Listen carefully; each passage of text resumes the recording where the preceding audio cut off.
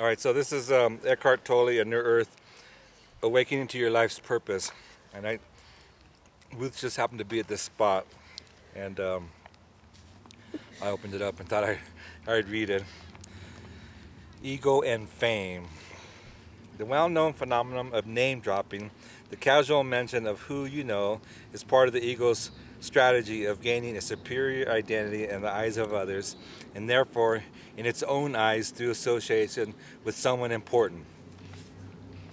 The bane of being famous in this world is that who you are becomes totally obscured by a collective mental image. Most people you meet want to enhance their identity, the mental image of who they are, through association with you. They themselves may not know that they are interested in you at all, but only in strengthening their ultimately fictitious sense of self. They believe that through you they can be more. They are looking to complete themselves through you, or rather through the mental image they have of you as a famous person, a larger-than-life collective conceptual identity.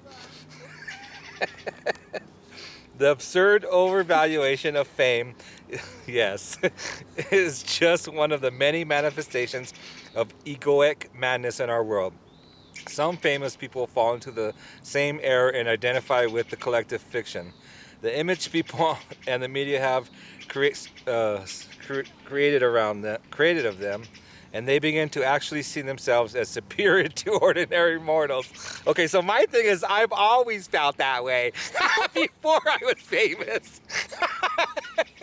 Okay, as a result, well, I wouldn't say superior, but I was like bigger and stronger and faster and braver and tougher. So I had those qualities, and I felt more confident just walking around in my own skin, always. All right. So as a result, they become more and more alienated from themselves and others, more and more unhappy, more and more dependent on their continuing popularity. Surrounded only by people who feed their inflated self-image, they became incapable of genuine relationships. Albert Einstein, who was admired as almost superhuman and whose fate it was to become one of the most famous people on the planet, never identified with the image the collected mind had created of him.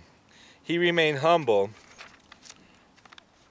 egoless. In fact, he spoke of a grotesque contradiction between what people consider to be my achievements and abilities and the reality of who I am and what I am capable of. This is why it is hard for a famous person to be in a genuine relationship with others. A genuine relationship is one that is not dominated by the ego with its image-making and self-seeking. In a genuine relationship, there is an outward flow of open, alert attention toward the other person in which there is no wanting whatsoever. That alert attention is presence. It is a prerequisite for any authentic relationship. The ego always either wants something, or if it believes there is nothing to get from the other, is in a state of utter indifference. It doesn't care about you, and so the three predominant states of egoic relationships are wanting, thwarted wanting, anger, resentment, blaming, complaining, and indifference. And so what is my thing that I always say? I don't want anything.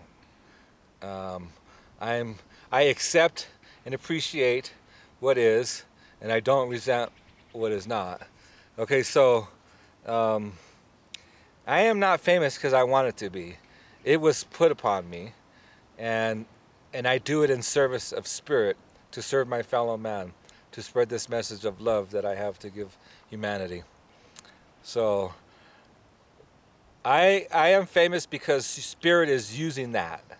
Spirit is using that to spread this message, and I am just the servant, the vessel to accomplish that. So bottom line is, I think I can have a relationship because I don't want anything. And I didn't become famous because I wanted to become famous. So this part right here doesn't really apply to me, but it does give me something to think about.